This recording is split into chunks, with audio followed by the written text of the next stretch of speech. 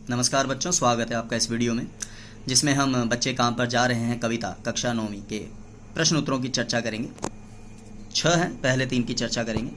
तो पहला प्रश्न है कि कविता की पहली 2 पंक्तियों को पढ़ने और विचार करने से आपके मन मस्तिष्क में जो चित्र उभरता है उसे लिखकर व्यक्त करें। आप तो लिखेंगे ही, जो मुझे समझ आया वो भी लिख रहा हूँ।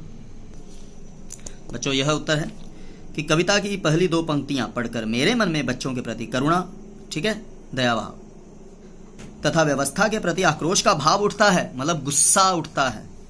सर्दी तथा कोहरे में बच्चों को घर में होना चाहिए और इस उम्र में उन्हें खेलना चाहिए, स्कूल जाना चाहिए, पर विडंबना, लानत की बात है, देखिए कि उन्हें काम पर जाना पड़ रहा है।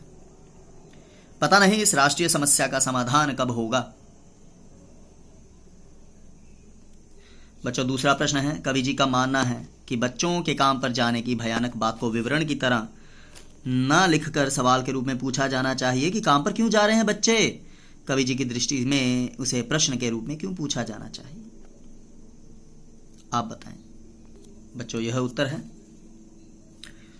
बच्चों का काम पर जाना, आप भी बच्चे ही हैं ना, सामाजिक एवं आर्थिक विडंबना का जीता जागता उदाहरण है।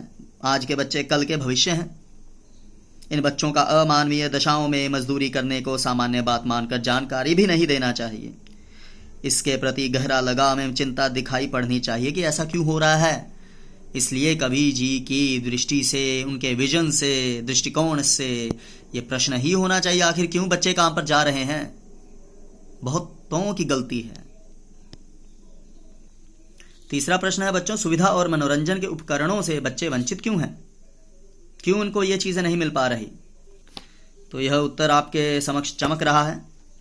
समाज के बड़े वर्ग को आज भी गरीबी का अभिशाप झेलना पड़ रहा है। मतलब बहुत बड़ा एक समूह है जिन्हें गरीबी झेलनी पड़ रही है। इस गरीबी और समाज की व्यवस्था के कारण करोड़ों बच्चों को अपने परिवार की आर्थिक गतिविधियों तथा जिम्मेदारियों में हाथ बटाना पड़ता है।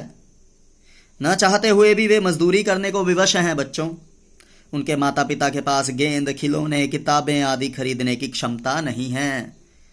वो फाइनेंशियली, आर्थिक तौर पर इतने मजबूत नहीं हैं, इसलिए वे सुविधा और मनोरंजन के साधनों से वंचित हैं।